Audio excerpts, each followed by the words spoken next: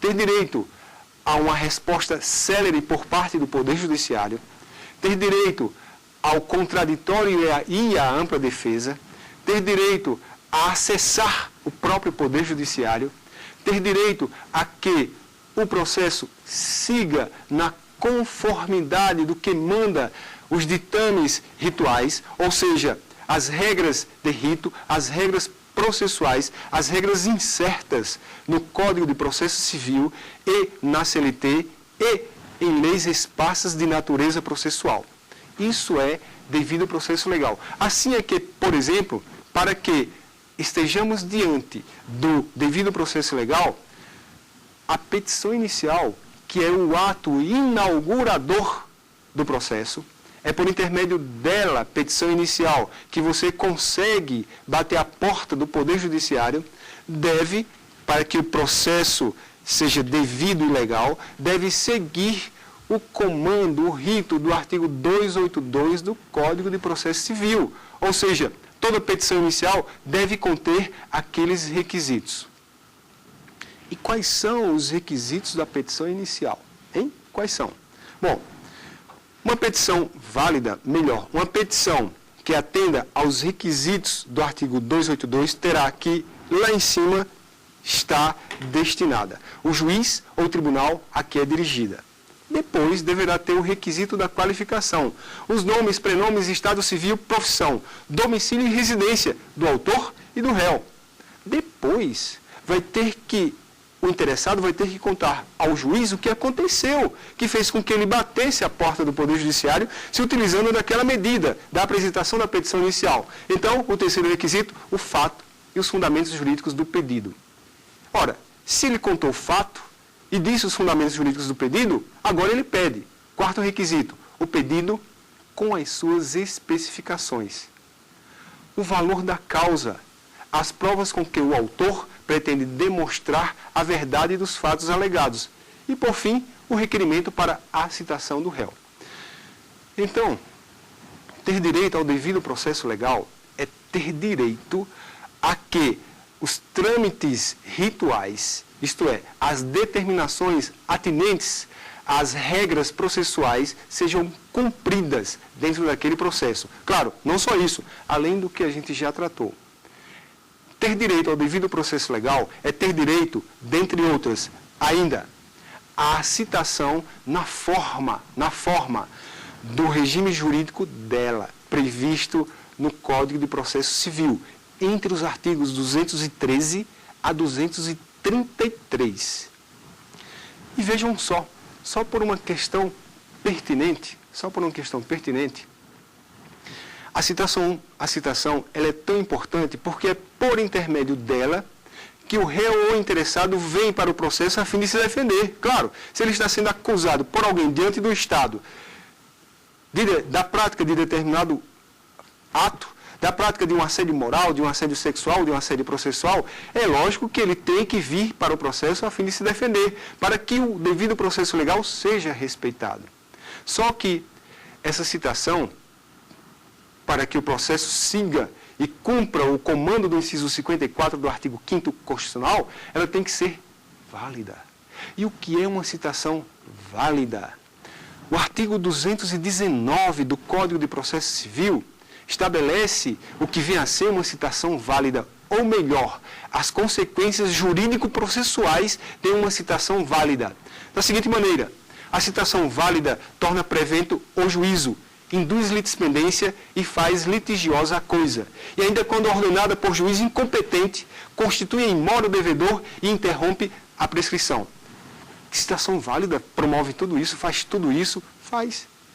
Olha só, a citação válida torna prevento o juízo. Quer dizer o seguinte, se a citação tiver ocorrido na forma predeterminada processualmente, é aquele juízo que primeiro conseguiu citar que se tornará prevento, isto é, que resolverá a questão. Quer isso dizer que, porque ele se tornou prevento, porque ele, juízo, que irá resolver a questão, qualquer outra demanda idêntica que transitar pelas demais varas do Poder Judiciário deverão ser extintas sem resolução de mérito por litispendência. Então, A citação válida torna prevento o juízo, induz litispendência e faz litigiosa a coisa. E o que é fazer litigiosa a coisa? É dizer, o Estado tomou ciência de que existe algo, existe uma pendenga, existe uma insatisfação social. E se ele, Estado, tomou ciência, ele vai ter que resolver. Ele vai ter que tomar todas as medidas cabíveis para afastar, de uma vez por todas, essa insatisfação, devolvendo a pacificação à sociedade. A citação válida torna prevento o juízo, induz litispendência e faz litigiosa a coisa. E ainda quando ordenada por juízo incompetente, vejam só os efeitos, constitui em mora o devedor e interrompe a prescrição. Constituir em mora o devedor significa determinar a data inicial de cômputo dos juros moratórios, que pode ser, a depender do caso, a partir do evento danoso, a partir do dia do ajuizamento da ação, a partir do dia da citação válida, enfim, conforme vai dizer a lei ou conforme vai dizer a jurisprudência dos superiores. E ainda interrompe a prescrição. Ter direito ao devido processo legal é ter direito a tudo isso, é ter direito a que todos os comandos relativos ao processo sejam respeitados. Mas ainda temos, como princípio informador do processo, aquele encartado na regra do inciso 55 do artigo 5º Constitucional. Eu falo do princípio do contraditório e da ampla defesa. Ao mesmo tempo que eu falo, eu pergunto, princípio do contraditório e da ampla defesa, temos aí dois princípios ou um só com dois nomes? A doutrina nos explica. Pouquíssimos doutrinadores explicam. Vicente Greco Filho, Marcos Vinícius Rios Gonçalves, assim estabelecem, ou assim nos ensinam, que o princípio do contraditório e da ampla defesa, ele pode ser conceituado da seguinte maneira. O que é o contraditório? Lá do inciso 55 do artigo 5º. Diz respeito à técnica processual e procedimental, garantidora da dialética, garantidora da conversa dentro do processo. Isso é o princípio do contraditório. E da ampla defesa? A ampla defesa diz respeito a todas as ferramentas que podem lançar mão às partes para, por exemplo, produzir provas e acompanhar contraprovas, para dizer em contrário, para contestar, para recorrer das decisões que lhes são desfavoráveis. Tudo isso são ferramentas hábeis a concretizar o princípio da ampla defesa. Princípio do contraditório, repetindo, é a técnica processual e procedimental garantidora da dialética processual. Enquanto o da ampla defesa, ele é revelado por intermédio dessas possibilidades de participação dentro do processo. Ainda temos o inciso 78 do artigo 5º Constitucional. O inciso 78 é o último inciso do artigo 5º. É aquele que foi inserido pela emenda 45 de 2004. É aquele que revela, para que valha realmente o princípio do devido processo legal, é aquele que revela o princípio da celeridade processual. A todos, em âmbito judicial e administrativo, são assegurados a razoável duração do processo e os meios que garantam a celeridade de sua tramitação. Vejam só, várias reformas processuais ocorreram, uma bem acentuada, uma que reformou o processo profundamente, oriunda da Lei 11.232, de 22 de junho de 2005, quando então foi extirpado do processo civil o processo de execução, quando ele, processo de execução, revelar a execução de quantia certa, sendo que o processo agora é sincrético, oriundo dessa lei 11.232 de 2005, há um só processo de conhecimento onde existe uma fase primeira, que é a fase de conhecimento, onde o juiz vai conhecer o direito, e existe uma fase segunda, uma fase executiva, mas dentro do mesmo processo, sem a necessidade de ajuizamento de uma outra ação. Tudo isso com vistas a fazer valer o princípio da celeridade processual. Tudo isso com vistas a fazer valer o inciso 78 do artigo 5º Constitucional. Assim, em breves linhas, os princípios constitucionais informadores do processo. Pois bem, e o assédio processual? O que é o assédio processual?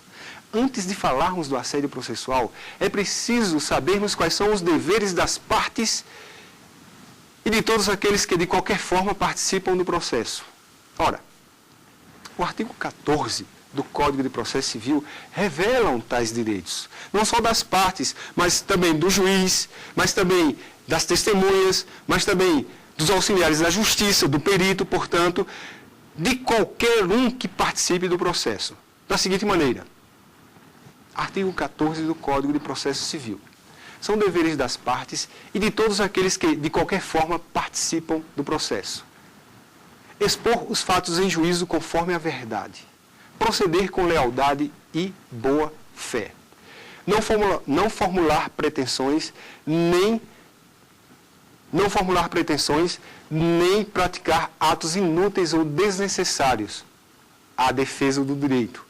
E ainda, dentre outros, como último dever das partes e dos procuradores e de todos aqueles que de qualquer sorte participam do processo, o inciso 5. Quero bem ressaltar o inciso 5. Cumprir com exatidão os provimentos mandamentais e não criar embaraços à efetivação de provimentos judiciais de natureza antecipatória ou final. Ou seja, cumprir com exatidão os provimentos mandamentais. Se o provimento mandamental revelar uma obrigação de fazer, de não fazer ou de entregar coisa e não for cumprida, aquele que deveria cumprir incorre em ato atentatório ao exercício da jurisdição nos exatos termos do parágrafo único desse mesmo artigo 14. Mas também, aquele que não cumprir os provimentos judiciais, sejam esses provimentos de natureza antecipatória, como uma medida liminar, como uma tutela cautelar, sejam finais, como uma sentença, exemplificativamente, também incorrerá no ato atentatório ao exercício da jurisdição. Ainda quero chamar a atenção do inciso 2 desse artigo 14 de nossa Constituição. Proceder com lealdade e boa-fé. E o que é proceder com lealdade e boa-fé? É se conduzir dentro do processo contrário ao estabelecido no artigo 17 do Código de Processo Civil. Ora, o Código de Processo Civil, tudo isso amplamente aplicável ao processo do trabalho. Até porque o processo do trabalho não tem regramento próprio. Então, na forma do artigo 769 da CLT, é utilizado tudo isso que eu aqui exponho para o processo do trabalho. Pois bem, e proceder com lealdade e boa-fé significa se comportar, se conduzir dentro do processo contrário ao que manda, ou melhor, contrário ao que determina o artigo 17 do Código de Processo Civil. Ou seja, você não pode praticar atos com efeito meramente procrastinatórios. Se você interpuser recursos com efeitos meramente procrastinatórios, se você solicitar perícias, se você solicitar ouvida de testemunhas com efeitos meramente procrastinatórios, na forma do artigo 17, caracterizada estará a má-fé.